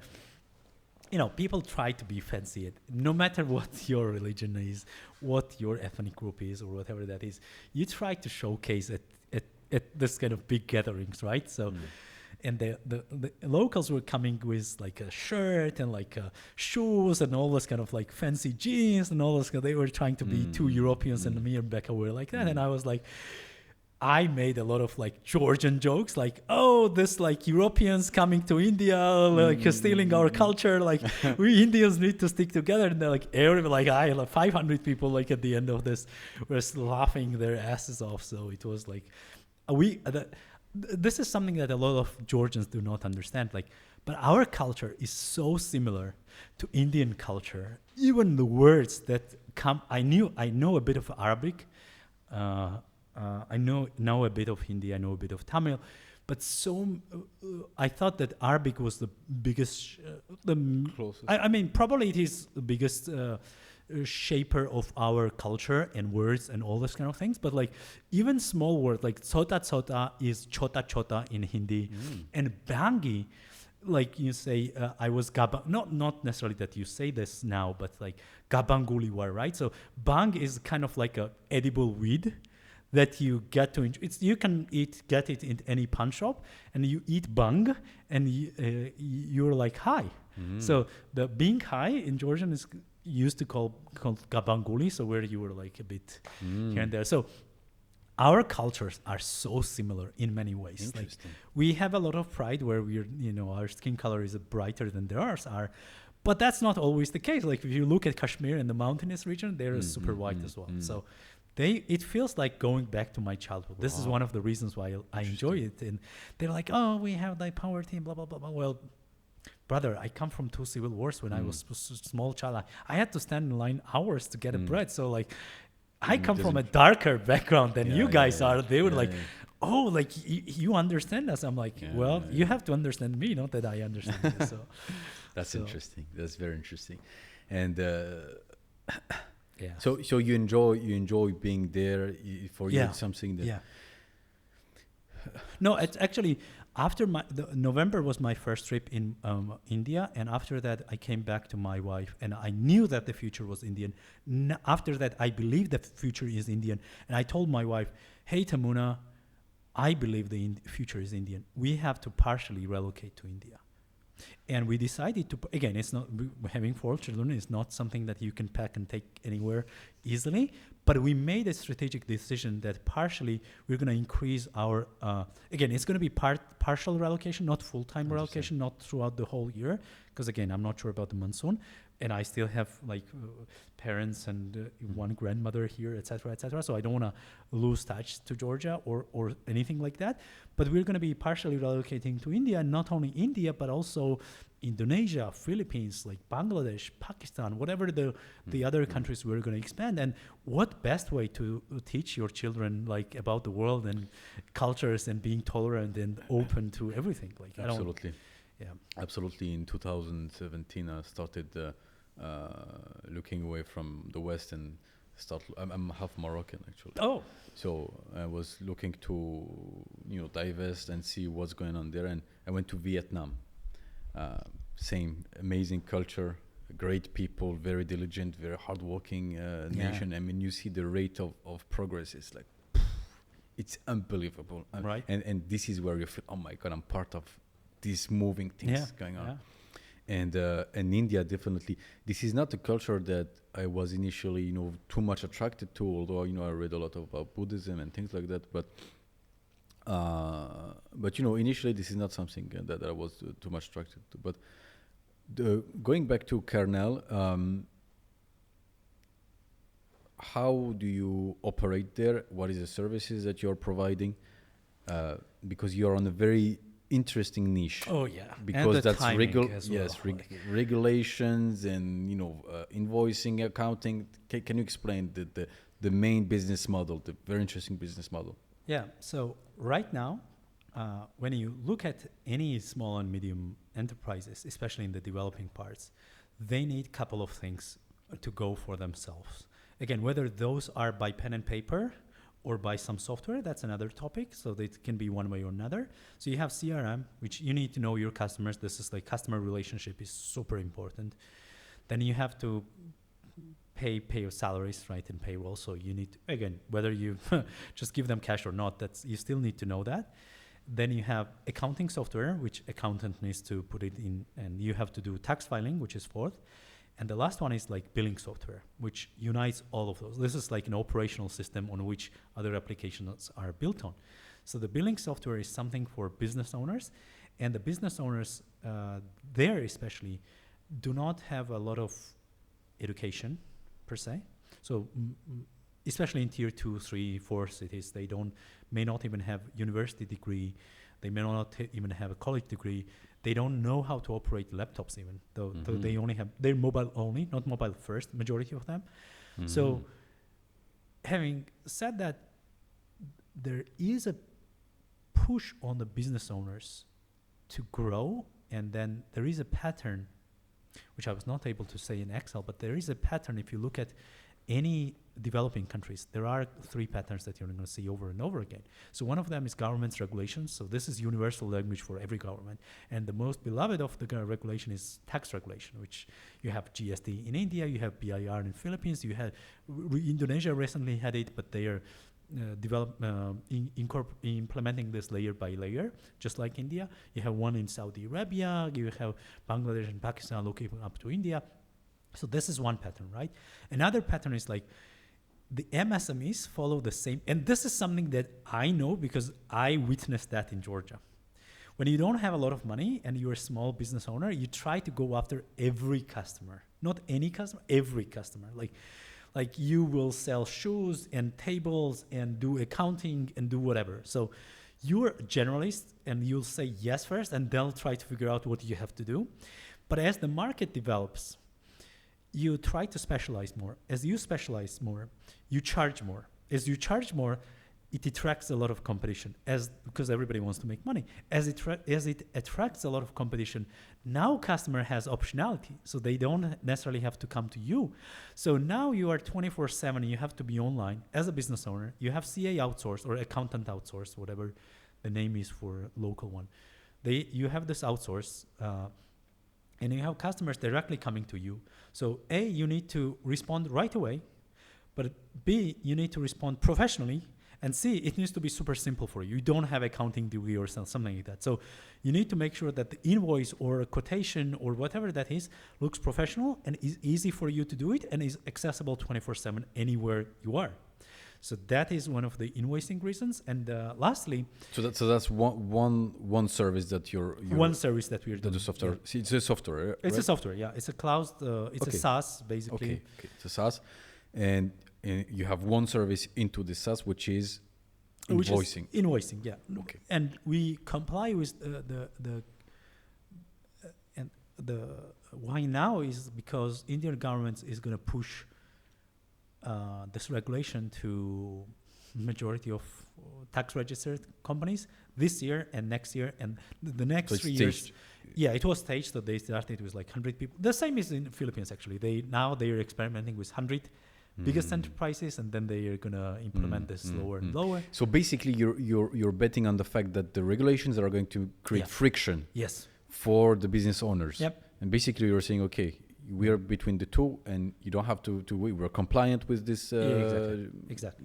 I don't remember name. What's the name of India? GST. Yeah, the GST, and you can. It doesn't have to take more of your time, of your business time. So you don't have to be an accountant. You don't have to learn accounting softwares. And bonus point, you can please your accountant because we integrate. Now we only integrate with one, the accounting software, which has like 70 to 80% market share in accounting softwares in India. But we're going to integrate with like 3 or 4, and it's going to cover 97% of accounting softwares in India. So you don't piss off your accountant, and it gives you independence from accountant. You don't have to worry whether you're complying, whether this is going to end up to your accountant or not, you don't have to worry about any of those things. So what is the mechanism behind? Is there an artificial intelligence that classify or the type of invoicing, type of bills? Is there a reconciliation between the bank and the... There is no artificial intelligence so far, but there is relative. You don't need artificial intelligence. You can do so much without using that. There is a reconciliation between banks. You can also manually record cash payments, whatever that is, and then we know when you export this how to import this. Again, this is one of the great things. Like there is not a lot of API integrations because the tools are not there. So you can they have terrible alternatives, and if you give them good enough, it's already good start. So. And this is true for all the at the global south at least. I'm not sure what the African market. We have users from more than 70 countries. So we heavily experimented in around 20 countries, where we tried to see what the CAC and to potential LTVs, etc., etc. And African market is totally different market. Not that they don't have this kind of things, but they are trying to scam you. It's not like Indians do not want to pay. They want to scam you. There is a difference. Like it's not that I wanna, it's just a sport. Like I need to find a free, they just are very cost sensitive, and these guys don't care. This is our experience from Kernel. But does that mean that you have to go to every single country's regulation? Yes. That is our competitive advantage in itself as well. Like, that's why QuickBooks, one of the biggest accounting software provider, is leaving India by 1st of April. They're not providing support in anything because so this is where we come in between, right? So you have big international players who have only one way. They don't even care about your language localization kind of things. Yes. And you have local players who do not know how to make it simple and aesthetically pleasing, this kind of things. And then we come in between where and the interesting part is that invoicing, 80% is the same. So you have who buys, who pays, what you're selling, how much is this going to cost, what's the discount, and then you may have lakhs and crores and different kind of so for example in amounts in words, right? So there are small cultural things that you need to incorporate if you want to fit them. But in India we say it's 1,000 rupees, right? So everything we say, it is 1,000 rupees only. Because it's a cultural thing. It's 1,000 rupees only. So people say it's only, right? In the end. So we don't have that in Philippines, right? But you have to integrate it in the invoicing. Exactly. So we integrated that. Generator. Yeah, right. And is there a way for the user to just select from a database the services and products that he already has, or he has to do it manually? Not yet. I mean, per country, it depends where your company is. As for product, we're giving everything everyone. So for a small amount of fee, now we just want to try to grab as much market share as possible. But then we have in mind to modularize this, because people love to pick and choose, and then they can select to pay less money. But the fun part about the kernel is that is not where we want to make money. That is just something where we want to generate a lot of data. At some point, we may even go freemium if we raise enough money, or the markets are going to change. This is how we started, actually, at least the vision we had. And where we want to make money is actually the pattern that is interesting, and the same is true in every, especially, So you take people's attitude towards that, and everybody's afraid of that. And that was the true in Georgia as well. Like, try to stay away from loan, right? And this is stereotypically true. This is to my understanding. I don't want to stereotype people, but like, this is my understanding of people. Like, this is true. So you have people who had a very terrible attitude toward that, and now this is changing. Not all of a sudden, but like now, for example, in India, getting working capital is okay. It's not stigmatized. It's everybody's trying to get that. And you have financial institutions on one hand, and you have business owners on the other hand. Financial institutions want to give out money. Business owners want to receive money. Financial institutions don't care whether your money is legal or illegal. As long as they're sure that they're going to get their money back, they're happy to give you money. But the problem is, majority of financial institutions all around the world heavily depend on credit bureaus. And in India, less than 20% of retail, like physical people, have scores in credit bureau, and less than 10% of businesses have scores in credit bureau. So basically, you want to become like some kind of rating agency. Exactly. So at least we will have the data. What we will do, whether we may even register as an NBFC, means non-banking financial corporations, right? So whether we monetize that, or we monetize data via partnering. So for example, we can partner with like 10 banks and 50 NBFCs, and with the data, we can get the best offer for this person and be on the person's side, and we make a percent, whether the bank gets money back or not, we don't care. And as soon as we turn into embedded finance, valuations increase just crazy high. That's just like $50 million valuation right there without you having. And the fun part is that a lot of people understand this in India and the developing markets, at least in India. The problem is there is a lot of regulation. 4,000 applications were deleted last year in India in the loan enablement, as a loan enablement platforms, because they were not, it was a gray area, and now the government has regulated this. And the thing is that there is a pattern what financial institutions follow when giving out loans, what kind of data they look at. And because we come from one of the most developed financial institutions, at least in the Eastern Europe, right? Sure. You know what to expect. We know what to expect. You know what to put in the software. We know what kind of data to collect, and what other alternative data we can look at, so that we can. And the thing is that it's not about monetization or stuff, but it is more about like impact and legacy we can have. If we can become an Uber of billing and loans, and what I mean under that is like before, Bolt in Georgia, right? So before that, I'll give you Indian example. So before that, you had to stand outside of street, you had to wave your hand, and then which rickshaw was free or not, and then you had to negotiate. So it consumed a lot of your energy, and now you can press a button and you can look away and do a podcast if you want, or watch a video. Whatever you do with that time, that's up to you, but at least mentally, it's a different category. Catching a cab rickshaw is a different category, right? So the same goes like 1 lari USD rupee does not make a lot of difference, but if it is a difference between 99 lari and 100 lari, it's a totally different category. So if we can put this in a mentally different category, the embedded finance, payments, insurances, all the other things is what we can provide, even payroll, CRM. This is what we can become a one-stop shop for everyone. And the long term is where actually the fun part is, which is a bit scary for everyone, even to some of our investors, but if we have a lot of data, this is about identifying the 1%, the biggest and brightest of the country. So if we can identify the 1% and we can make them outside, instead of being them local companies, and make them pan-India company, and then take that pan-India company and turn them into an international business, because we... Explain this part. So basically, if you have enough data about the companies in India,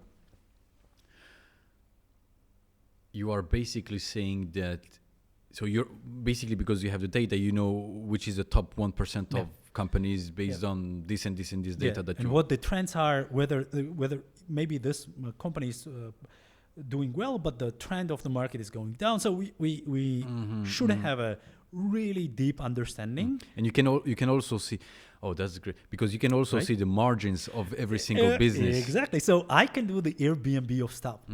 So one thing, I'm not sure if this is true for everyone, but I can bet that almost for everyone, nobody wakes up in the morning hungover, sad, depressed, and they're like, oh, I'm bored. I don't know what to do. You know what I'm going to do? I'm going to create I'm going to create 5 invoices, and that's going to cheer me up. So pushing people to use your platform without them needing to it is hard, and nobody else has solved it, but we know how to solve it.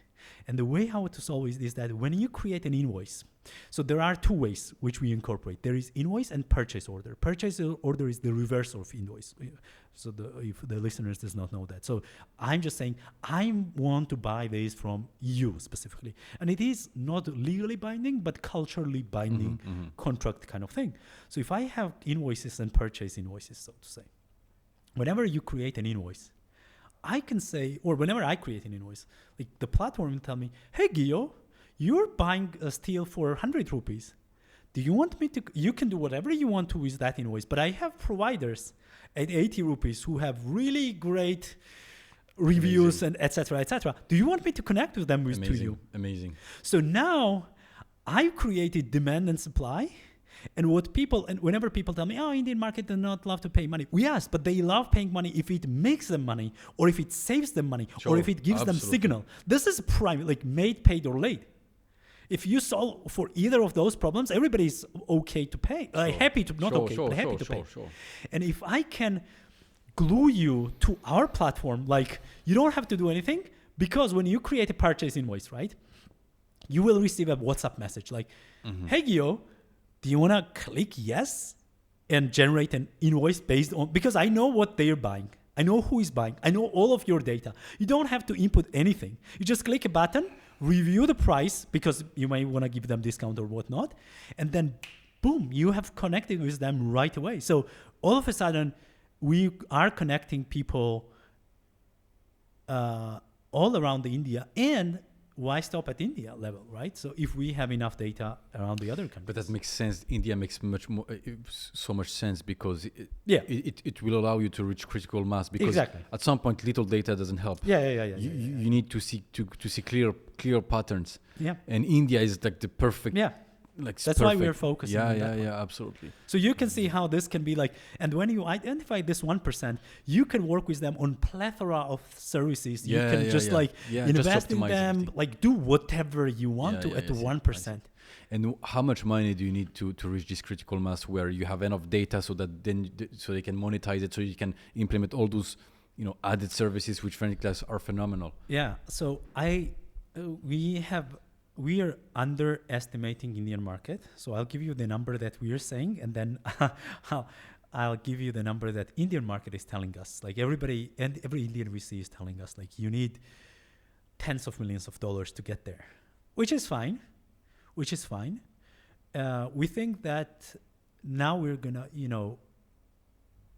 raising that amount of money now is hard, because the markets are not the best market in the world, which is again our advantage. Now, just to understand at which age you are. Now you already raised. We have pre-seed now. We have raised pre-seed money, and we're raising basically it's a seed, or we may go and skip the seed stage and raise Series A right away, because we have a term sheet at millions of dollars from Silicon Valley company. VC, not company, sorry. So what is the valuation right now? So what we are aiming at, but again, this depends. We may need to change it, but we are looking at like $8 to $10 million valuation, which is decent and okay. But the crazy good development for us, it's not yet finalized. So I hope the candidates are not watching. So we're hiring country head in India, and let me give you one of the candidates, which I'm excited for at least. There are many. Probably it's gonna go there, so I'm gonna skip that. But our level of candidates that we got in India. When you're talking about candidates, what for country head to run the local execution of this thing? Because we don't have time. The only thing we don't have is time because the regulation is going to be pushed out. This 3 years you is need like to be ready quickly. We need to scale that fast, right? And the level of candidates we got is just mind blowing. Like let's just do a follow up in like 2-3 weeks time, and I will be able to share that. But like, it is at a level where just because of them, people will invest in us, even if we do not have anything interesting. And to get to a point where those kind of people believe in us and want to work for us. They understood the value of because they are in India. It's so hard to explain to other people. But when you are in the fintech of India, they're like, you get it. Holy shit! This is so obvious when you say now. Like, how did we even miss that one when we were in India? And we have this different approach that sets us up outside of our competition and where we're going, because our long-term vision is different than just like make money on the billing, blah blah blah bullshit. That's make data, gather data. Understood. The fun part just starts after that, where I'm just like, I have my hands itchy, and with the advancement of AI and generative tech and all those kind of things, and I was leading in Tbilisi. I had the pleasure of leading the project called I was not initially, but then I scaled that and got to a point where I was leading a next best offer. So that was like looking a lot of just like Netflix knows which movie to recommend based on things, or TikTok knows how to like how many seconds you were there, did you hesitate, did you scroll. So I know what leading that kind of project looks like, what that means like, and what it can deliver. But so how do you want to implement it in this? If we get to the embedded finance, like once we get to the data part, when we have enough data, the next part is going to be so much more fun. That's where we have a big competitive advantage compared to the even coming from Georgia. Yeah. Great. So it could be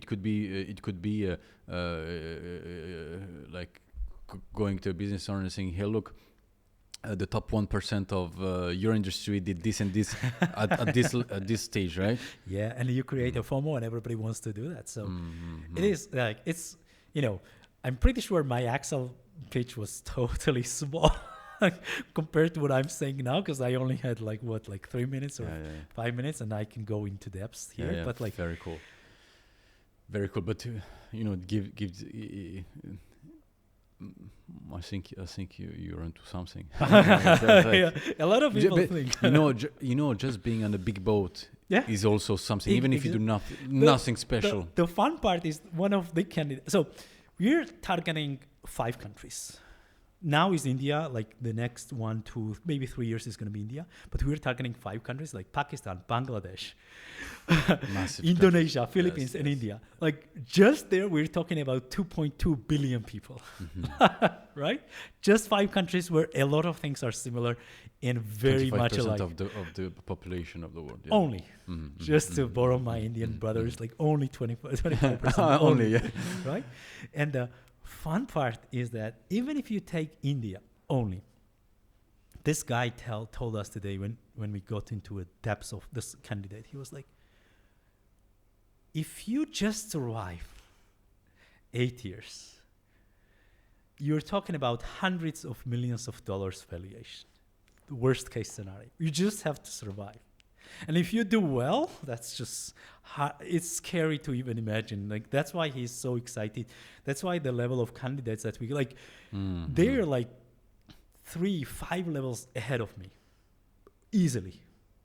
it's an honor that they're even good. But they see that even if you just survive, because the market is so big and you have 20 million SMEs in Europe, and in India you have 70 million registered already, not incorporating black part. And government is going to push that. So we're talking about the massive scale. Like you're talking about US plus Europe combined is just half of India, and India is just getting started.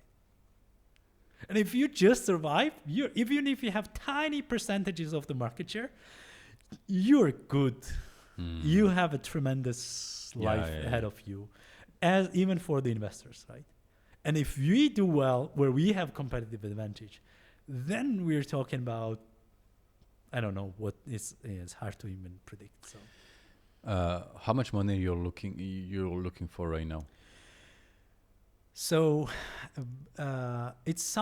ideally what we want to get is we want to raise around $500,000 to $1 million now to sell as little equity as possible. And then by the end of the year, when the regulation is going to go into full effect and we have this great candidate that can do, and we have some channels of distributions and all those kind of things, then... Yeah, you can sell capital with much, much higher price. Yeah. And the investors that we are attracting is also like humbling and it's like... So let's just follow up in 3 weeks' time. I can say so many things. I want to say so many stuff, but like let's keep it. I cannot. I just like on the edge of like just a couple of weeks. I'll share so many fun details. No, that's very good. Very good. Do you believe Kernel could be the first unicorn? Georgian, I mean. Is it a Georgian company, by the way? Well, we have Georgian entity and C Corp Delaware and Indian entity. So we have all three. I'm not sure if that's going to be the first one because we have some other. Payzy and Theneo, and you have some others who are going to come up and running. But I think Kernel is going to be the first, is going to have a historical impact on like making people look at other markets, not only which are not the West. Yeah, no, which are not the West. Because this is the funny thing for me is like when, again, going back to a bit of Georgia and history and culture, like why my parents' generation loved Russia, right? Because this was a big market, and back then it was like 150 million people in Soviet Union. So this was a huge market, and then even if you had a crappy something, you would still find a place for you. And I had that feeling when I went to US, like this is such a big country, like no matter who you are. US. When I went to US, like first time, I was like, I can understand why, like people think big and like whatever. And then I went to India. I was like, what was I even thinking about? And like people don't understand, but like in 1.4 billion people, you can find your place relatively easily. So much easier than even the Russian market. So if Kernel can be the precedent setter that like, hey, there is a global south. Again, we'll see if we can do that for Africa or not, but like Africa is also interesting market, but not yet, in my opinion. They still have some time to go. But like if we can open this up, I hope we can be that. I'm sure even that we can be that for the rest of the Georgian country to make them think about other and there is in hockey, I forget the names and surname. Like in Germany, in every sports, the all-time leading scorer, there is a very tight race. And in hockey, as much as I remember, the difference between first and second place is like 50% or so, which is crazy. And this guy was phenomenal. Again, I don't remember the name and surname. And when they asked, how are you able to achieve that? And he was like, I'm not where the puck, I don't know what the hockey ball is, puck, whatever, puck, yeah. I'm not where the puck is, I'm where the puck is going. So if we know that the future is Indian and is going to be dominated and the growth is there and the huge market and all quarter of the population and all of those kind of things, why be here in the present? Why not be in the future is here, it's not evenly distributed. So if we can help distribution of the future, it doesn't matter what our valuation is, in my, like, for us, we don't care about the money as well, in a way, in a major way, actually. Because like after a couple of millions of dollars, personally, unless you're like a status seeking money, which we are to some degree, but after a couple of millions of dollars, like does it matter? Like, yeah, it will matter probably about 5 million to 100 million. That's a different category you're put in. But we want to see how far we can go, how stretched we can be, and what we can learn, and how big impact we can have. Money is just a byproduct of that. So you're in for the accomplishment. Yes. All three of us are. We don't care. Like, again, we do care about I understand some it. example. I understand it totally. That's just byproduct. Yeah. And the good thing is where you love your customers. There was a recently a YC video where Michael and I forget the other guy's name, but they were talking and like, if you love your customers and that's the reason why you want to do it, then it's very hard to beat what you're doing, because then you don't care about the competition, about the markets. You just don't give up. You cannot. And there is a Georgian famous art form of literature which is called data to tashkia, and I've been teaching this to everyone, where when you find the thing that you cannot, not that you like or love, but you cannot live without, you just cannot do any other way, then you're in a very good place to be. Then you're a very scary person. Like, and Data to Tashkia was that kind of person. This is what He's a poet. No. This guy is this guy is a imaginary person in this in this story. Okay. Which is a very interesting and this is. Can you develop this data?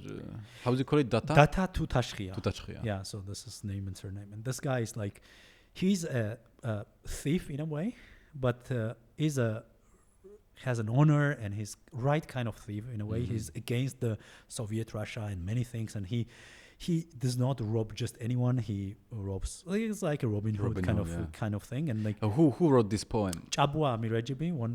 I'm not sure if he's alive or not, but he's recent kind of guy. And he has another one which is like Goran Borgali, about his quest in the Siberia. He was many times into jails because of he was dissident and against Soviet Russia, etc., etc. So this Data to Tashkia is a very good story and I make this one funny. I have fun exercise. I have two funny exercises that I give to my students. Number one is like, go hold your breath as much as you can. Doesn't matter. I actually certified diver as well. And where do you dive? I got my certification in Georgia, but I do dive generally mostly in Egypt because that's cheap kind of thing. And Marsalam. And when you get to a point where you cannot, like, the only thing you can think about is breathing, and you have so much pain that if you don't do that, it feels like you're gonna die. I want you to find your thing. If it takes you 1 year, 5 years to find that thing, just invest there. Because you're going to live like a couple of billions of seconds more. 1 billion is like 31 years or so, right? So you have 2 billion seconds away. If you look at it as an investor, just invest whatever amount of seconds you want into this, find this one. And the second fun exercise that I give them is that this is not something that none of this is my creation. I just found that I liked. And I tell them, like, go outside and first 50 people you meet, ask them for their shoes. Nothing in return. Just ask them, like, hey, can you take your free shoes and give it to me, so that you're accustomed to rejection and your ego. You just like do this every morning. Do this before lunch, after lunch, before like breakfast. Like, just get like, you don't care. I do the same with girls every morning. No, I was smarter. I got married, so I don't. I knew I was like, I just like, I got to one yes, which mattered, and then I don't care anymore. So optimizing my life so that. Great. So I went into many things, but yeah. No, that's very good. But how long did we talk? I think it's 2 hours. So we're gonna have a part 2. Yeah, once we like in sure, in 2 or 3 weeks. Let's do it. Yeah, let's do it when really? I can share so many exciting things. Like, it's just a taste of what's to come. Let's have 5 minutes about Georgia. About Georgia, we went into like lots of subjects. How optimistic are you about Georgia? How do you see Georgia? I mean, you're into very, very massive markets. Like, there's no comparison with Georgia, but Still, you still believe Georgia has potential Oh, for I'm that? very patriotic. Like Mhm. no matter how big I think, I still come from Georgia. I was raised to, in 2008, I was a young guy and I did not get to kill anyone or get to die. As you can see, I'm still alive. But my father told me, like, now is the time of different, harder fights and harder battles, like, where you have to fight every day and you have to fight by being the best in the world in what you do so that you can just set Georgia on the scale. And I feel like I am somewhat optimistic about younger generation. I'm not optimistic about the previous generation or my generation that much. I'm still born in the Soviet Union, like still a lot of like bad things. So my generation is kind of 50-50 for me. The younger generation, I'm optimistic, but I also am very pessimistic about Georgia in many, many regards. Like Georgia has one of the worst demography situations in post-Soviet. We are one of the fastest declining nations in post-Soviet Union. You're talking in terms of demographic. Demography, yeah, But fastest decline. why is that? Because people just go out. And also, like, because we got to a Fertility. quality of life is good enough. It does not feel like if you look at GDP per capita, it does not. It is not Equate to the quality of. Yeah, it's Mhm. it's meaningfully lower than the quality of life and safety of everything is so much better. And then Understand. with the EU association agreement, like people can go outside and they can have a lot of fun. Mhm. And then everybody's afraid. Everybody's becoming a bit more self-egoistic, and they Mhm. don't wanna. They're okay to help you out if it is relatively easy, but they're investing in children and like losing. I have 4 children. I've lost the majority of my young life. My life is just like working and having children, right, and raising them. So not everybody wants to invest in those kind of things. Not ready to sacrifice. Not ready to sacrifice that much, because you only get use once. You don't have to have use many times. I think that's the problem with the West. West, Is- yeah, i- and i- we, is we just trying to. I agree, and because our quality of life is closer to the West, Yeah, we understand got the to that dynamic. path. Understand the dynamic So- you're describing. Yeah. So basically, if life would be a bit harder here, we would work. I mean, we would have better focus. Yeah. Mhm. I think so. I'm super optimistic because this younger generation, when they go to protest, they try to clean up.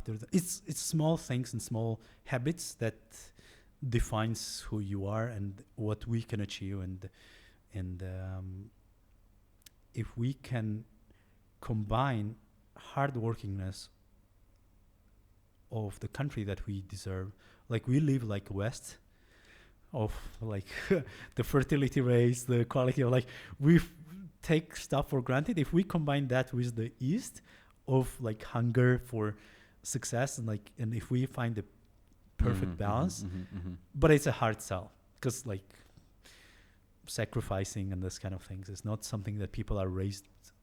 But you know what Anymore. sacrifice means? What? Sacrificio means to make holy, to make interesting. sacred.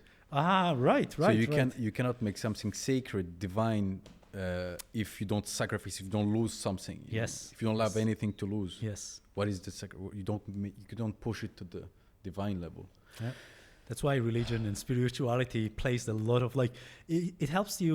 It gives you a habit of thinking beyond you, Yeah. like more than you. Sure. So Sure. we'll see. Georgi, it was very, very nice, very Oh, interesting conversation. And in a few weeks, you will Yeah, come yeah, back yeah. and we'll have the part 2. It will be interesting to see and we wish you lots of success with Thank you Kernel. very much. But frankly, I'm not. I don't doubt that it will come.